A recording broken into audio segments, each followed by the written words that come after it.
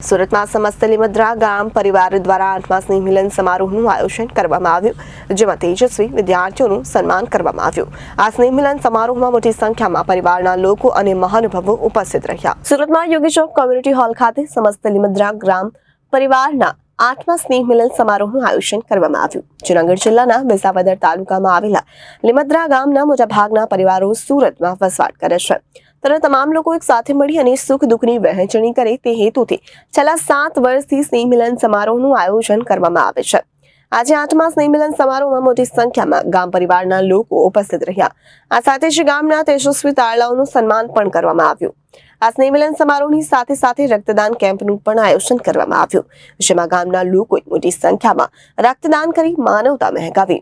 આ સ્નેહ મિલન સમારોહમાં શિક્ષણ મંત્રી પ્રફુલભાઈ પાનસુરિયા, ભાજપ પ્રદેશ ઉપાધ્યક્ષ જનકભાઈ બગદાણાવાળા, પૂર્વ કોર્પોરેટર નિલેશભાઈ કુંભાણી, એડવોકેટ કિશોરભાઈ સોશિત્રા, માનવતા ફાઉન્ડેશનના જીતુભાઈ દક્ષિણી સહિતના મહાનુભાવો ઉપસ્થિત રહ્યા અને પરિવારની એકતાના વખાણ કર્યા। સ્નેહ મિલન એટલે પરિવારનું સંગઠન મજબૂત થાય અને જો કોઈને દુઃખ હોય તો એકબીજાના સાથ સહકારથી તે દૂર થાય।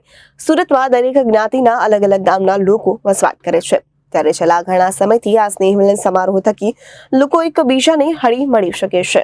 આપણું નામ ને આજે કઈ પ્રકારનો સ્નેહ મિલન છે? મારું નામ પ્રવીણ ભાલાળા છે। સમસ્ત લીમદ્રા ગામના પ્રમુખ તરીકે અમારું 8મું સ્નેહ મિલન સમારોહ સુરત ખાતે યોજાઈ રહ્યો છે। અમારું લીમદ્રા ગામ જૂનાગઢ જિલ્લાના વિસાવદર તાલુકામાં આવે છે અને સત્તાધારની એકદમ નજીક છે। જ્યારે સુરતમાં એ ગામના જે લોકો વસવાટ કરે એ બધી જ જ્ઞાતિના લોકોનું સ્નેહ મિલન દર વર્ષે યોજાય છે।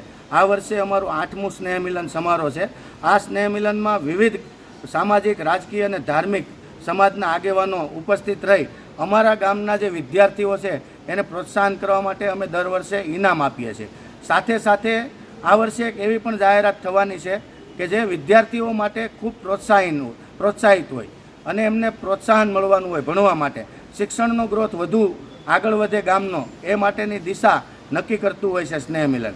સ્નેહ મિલનમાં અમે પર્યાવરણ જાગૃતિ સહિતના પ્રોગ્રામો રાખતા હોય અને અહીંયા રક્તદાન કેમ્પનું પણ આયોજન થઈ રહ્યું છે। સાથે સાથે ખાસ કરીને જૂનાગઢ જિલ્લાનું 7-8 ગામના સ્નેહ મિલન થાય છે, તો મારો એક સંદેશ પણ છે કે ગામના આગેવાનો આગળ આવે અને બધા જ ગામના સ્નેહ મિલન થાય તો આ જે કળિયુગ છે એમાં સંગઠન શક્તિ એ બ્રહ્માસ્ત્ર છે અને એના કારણે તમે કોઈ પ્લેટફોર્મ ઉપર રજૂઆત કરવા માંગતા હોય તો તમારી રજૂઆતને સામેવાળા લોકો સાંભળે, કારણ કે ગામની એકતા હોય। સાથે ગામમાં કોઈ પીડિત હોય, ગામમાં કોઈ દુઃખી હોય, કોઈ પરિવાર મુશ્કેલીમાં હોય તો એને મદદ કરવા માટે આ સ્નેહ મિલન એક ખૂબ મોટું માધ્યમ છે। Reporter Hitesh Prajapati, Janadesh news, Surat.